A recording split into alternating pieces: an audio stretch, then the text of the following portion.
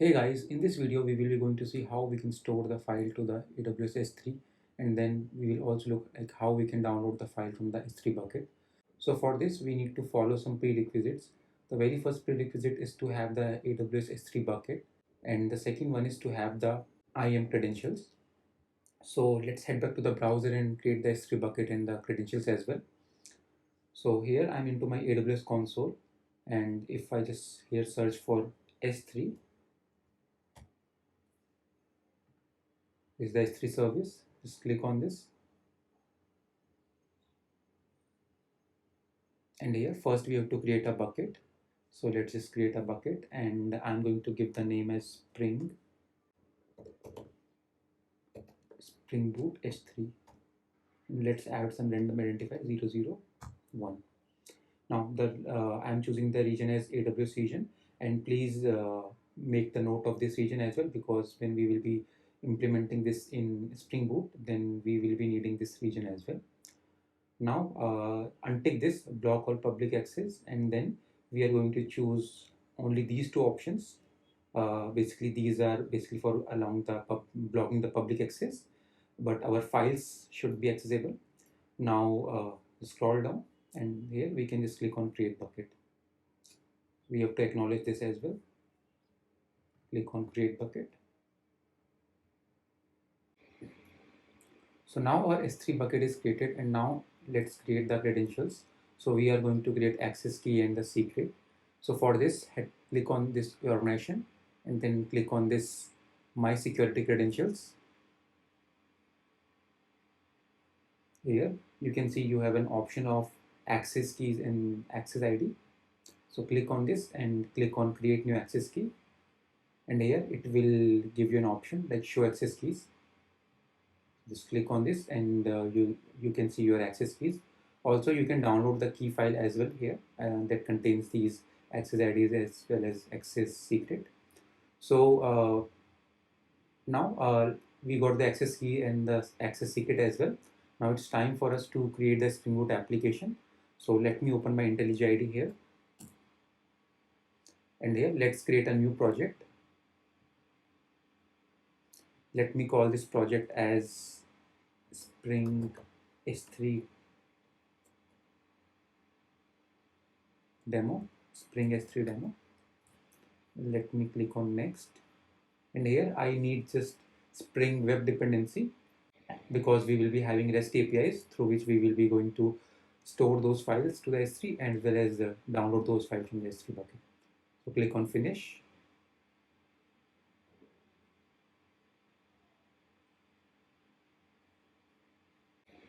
Okay, so the project has been created. Now let's open the pom.xml file and add our AWS dependency.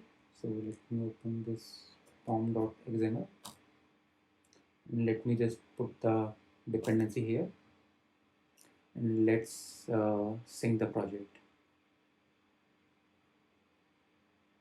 Okay, so the project has been synced. Now let's start by creating some packages. So let's go to the folder here. Let's create one package, config package. Then let's have one package with name as service. And let's have one package with name control. Now let's start by creating the AWS configuration. So here let's create one file. I will call it as s3 config, and let's annotate this with @configuration.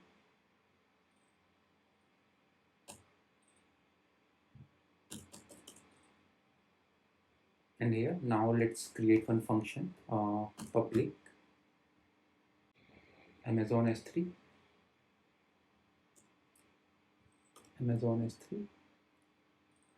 and let's call the function as S3.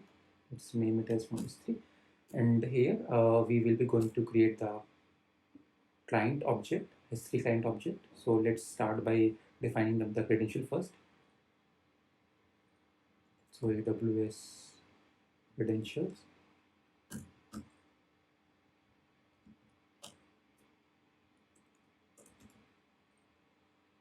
AWS credentials equals to new basic AWS credential, and here we have to pass our access key as well as the secret. So if you look at the definition, it says that it needs access key and the secret. So let's get those from the properties file. So let's open our application.properties first, and let's define variables here. So let me call it as access key, and second one as secret, and we also need the bucket name, and we also need region. So now let's quickly grab these values. So here is my Chrome browser.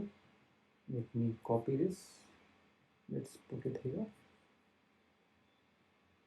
Let's copy this as well. Put it here. The bucket name that we chose, let's get that bucket name as well. 3.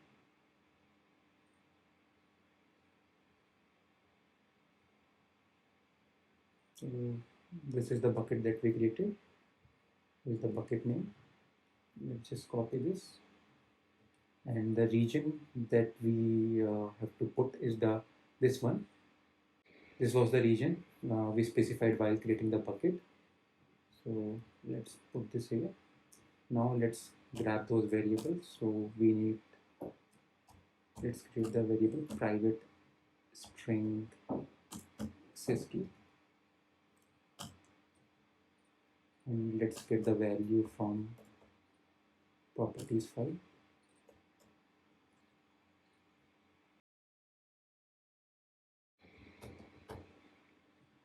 Let's similarly do this for the remaining as well. We need the secret here,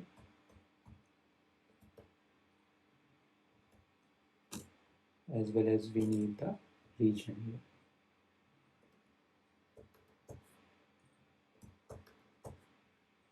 Now let's pass these credentials. So first we have to pass the access key, then we have to pass the secret. Now let's create the client using the builder pattern. So AWS S3 Amazon S3 client builder dot standard, and then we have to pass the region. So let's pass the region here. Now we have to pass the credentials. So we'll pass the credentials using this form, which is new basic credentials, and then we have to pass the AWS credentials here. This should be AWS static credential provider, and then we have to return this as well. So let's return this. And let's annotate this with @.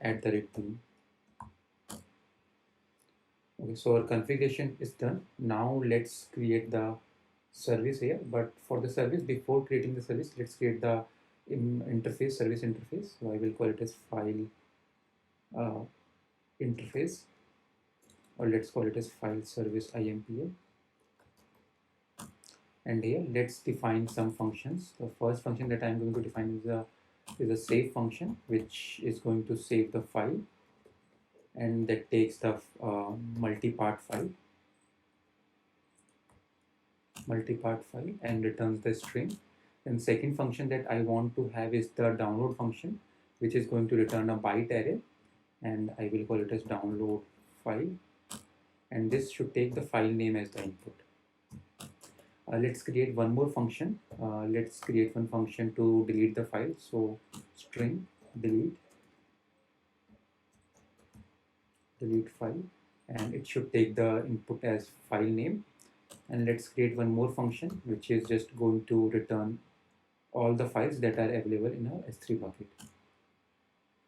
So list all, you can call it as list all files. Now let's create the service here. So let's call this as S3 service, So this service is going to extend from implement that interface that we created. So the interface was file service implement interface, and let's annotate this with @service, and let's implement the method as well. So let's start first with this save file. So here first we will be creating up the instance of our AWS S3. So private final Amazon S3, and let's give it as a name as S3 only, and let's create a constructor as well. Let's create the constructor as well. So now here we can write the code for uh, storing up that file. So let's do s3 dot put object. So here first we have to pass the bucket name. So let's get the bucket name from our properties file as well. So we can do value, and the property name was bucket, I guess. Let's verify that. So the property name was bucket name, and let's create the variable as well, private string bucket name. So now we have to pass the bucket name. So let's pass the bucket name as the first parameter, and then we have to pass the file name as well. So let's get the file name from this multipart file. So we can do file dot get original name, and let's take the response in the string variable. Let's pass the file name as well, and here we have to pass the file object. So if you look here carefully, we are getting the file of type multipart, but this function explicitly requires the type as file. So we have so what we are going to do is we are going to create this a file out of this multipart file. So let me create a function here. Let me just quickly create a function that will take the input as multipart file and then return as a file object. So here let me create that function, and let's import all the dependencies.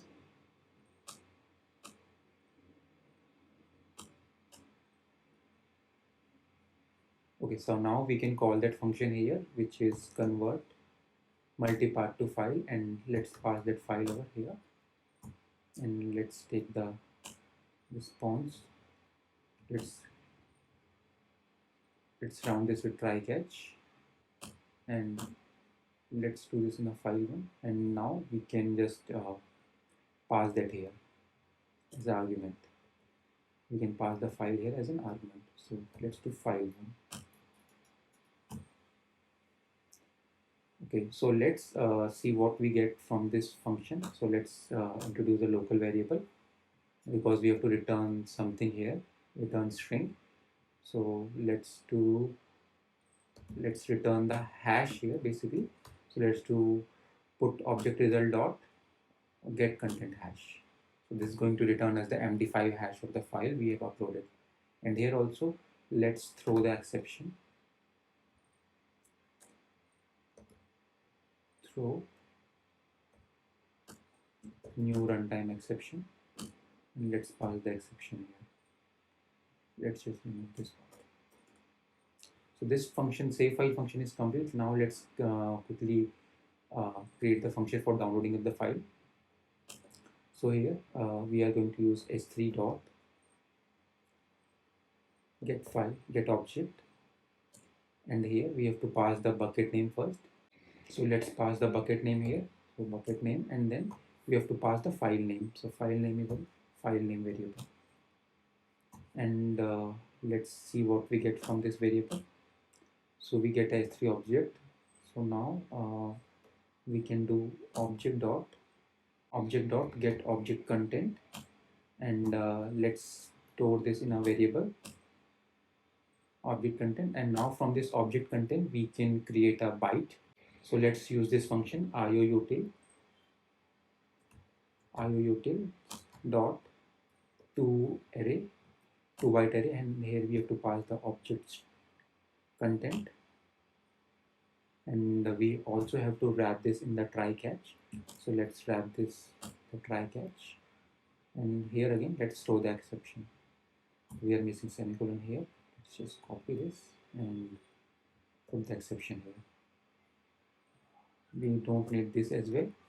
What we can do is we can just return whatever we are getting from here, because this returns as an byte array. So this part is also done. Now let's write the implementation for deleting the file. So here we have to use this s3 dot delete object,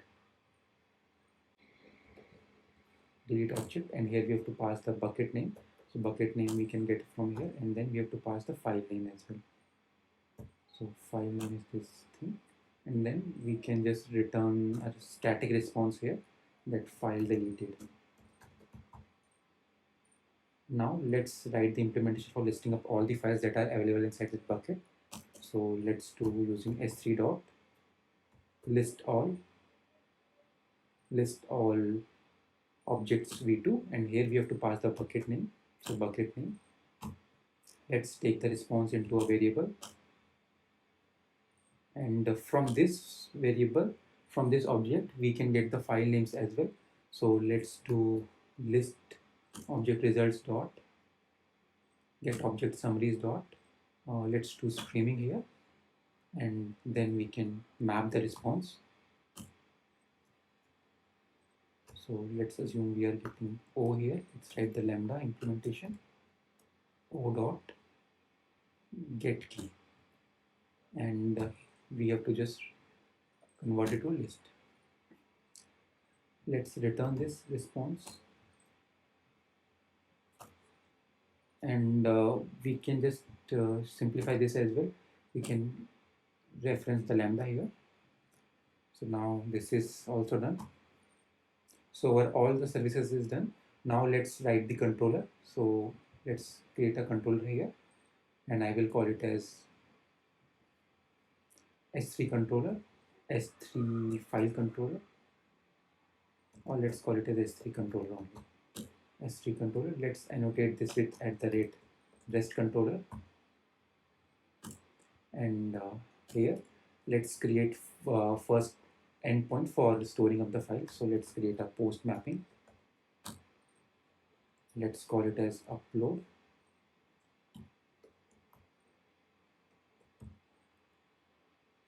and let's call the function as public string upload. Let's correct the spelling here, upload, and the file we will be receiving in the form of request parameter. So let's do request param, and the key is going to be file with multipart file as the input. Let's import this.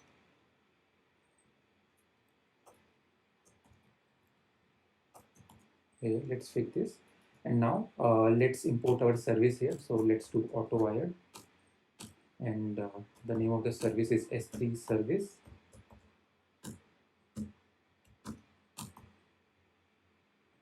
and here let's call the save upload function. This is the upload function, upload file, and let's so the function was something save file. Yes, save file was the function, and let's return the response that we are getting. This endpoint is also done. Now let's create one endpoint for downloading file. So let's do get mapping here. Let's call it as download, and then here we will be passing up the file name, public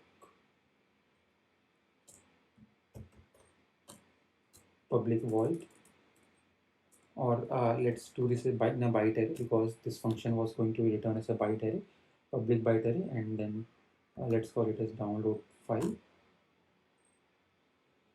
and here we are getting the file name in the form of path variable. So let's update this to path variable, and now we can simply call that function, which is s3 service dot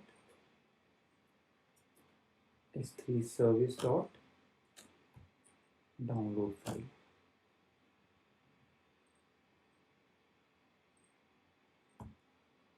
download file. This was the function, and let's return the response as well. So now let's create the third endpoint for deleting of the files. So I'm going to create an endpoint with delete mapping @delete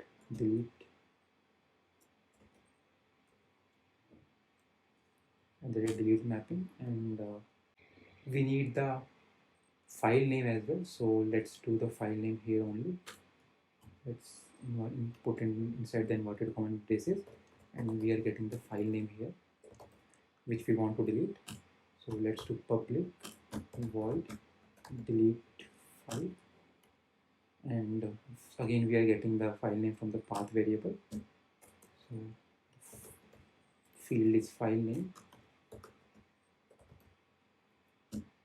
Let's create the variable here, string file name. Now we can use that from this service s3 service dot delete file.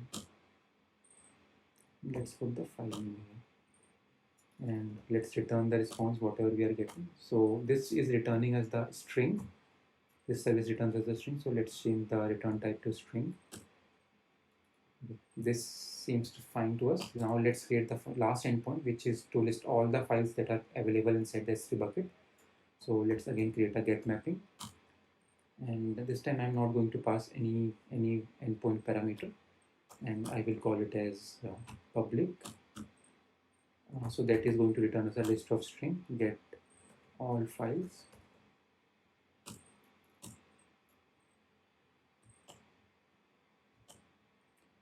And let's call our service s3 service dot load or list all files, and simply return the response.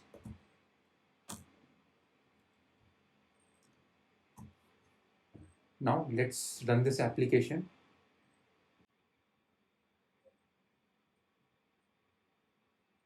So the application has started. Let me clear up the logs here, and for testing out, let's open the Postman. So I have opened the Postman, and the very first endpoint for uploading of the files is this, which is http://localhost:8080. Then /upload was our endpoint. If you look here, /upload is our endpoint, and then we have to upload the file, pass the file from here inside the body. Here we have to pass the file as the key, and then we can put any file according to our requirement. So now let's click on this send.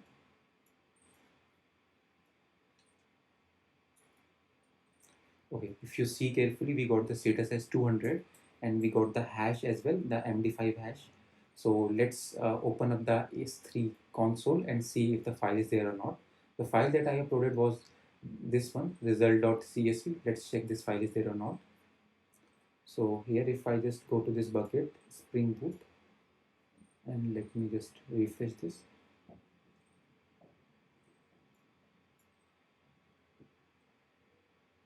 So here you can see we have this file, result.csv. Let's upload another file again.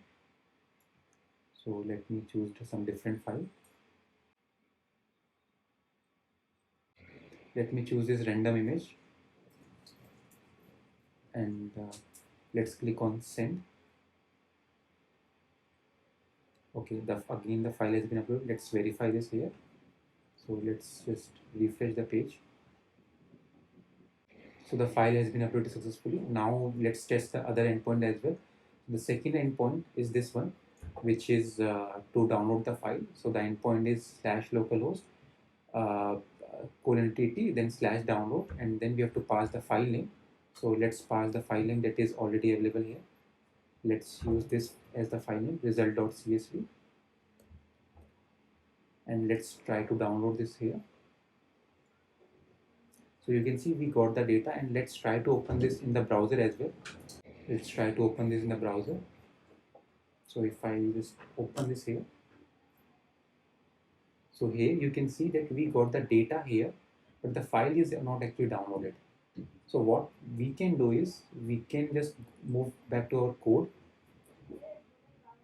and here let's do a little bit change in the implementation for this function. So the response that we are going to return is this time is the type of response entity, And here also let's wrap this into a here also let's just wrap this into the response of type entity.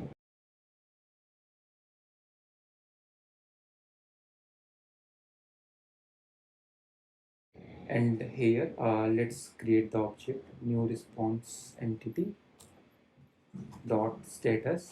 Okay, we don't need this keyword here. And then let's pass the headers as well. So for this, let's create the headers as well.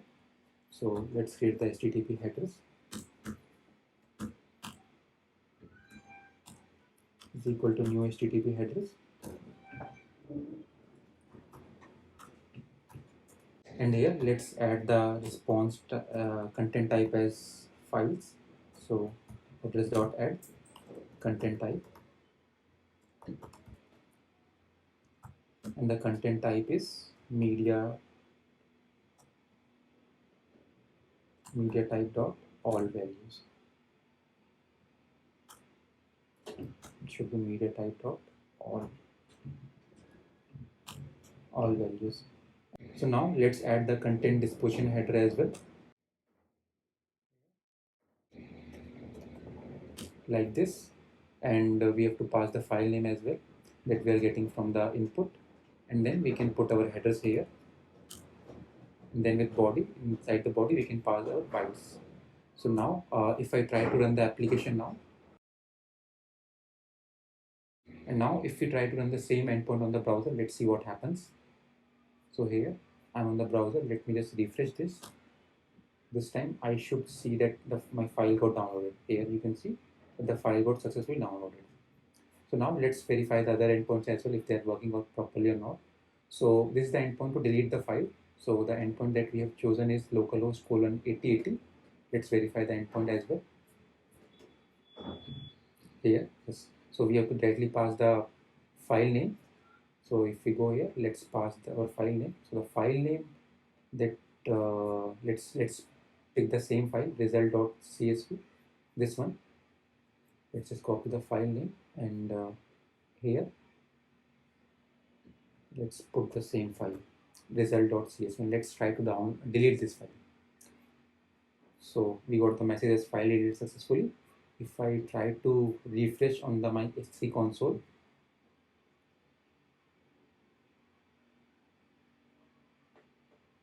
there you can see that the file has been deleted successfully. Now let's verify the fourth endpoint, which is to get the list of all the files that are available in our S3 bucket. So this is the endpoint http colon 8080/list. Let's verify the endpoint if this list. Oh, so the endpoint does not have name. Let's give the name as list, and let's rerun the application. Let's move to the Postman, and let's click on send. Here you can see that we have only this file available in an S3 bucket.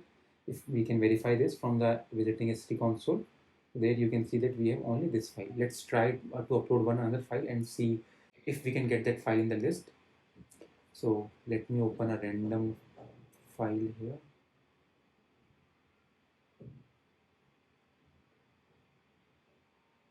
Let me choose a CSV file. Let's click on send. The file has been uploaded. Now if we try to do get all files, if we try to list all the files, here we can see that we have the other file as well that we just uploaded. And if we go to S3 console, if we refresh it, we can see the file here. So this was pretty much it for this video. If you enjoyed this video, then please like and subscribe to the channel, and I will see you in the next one.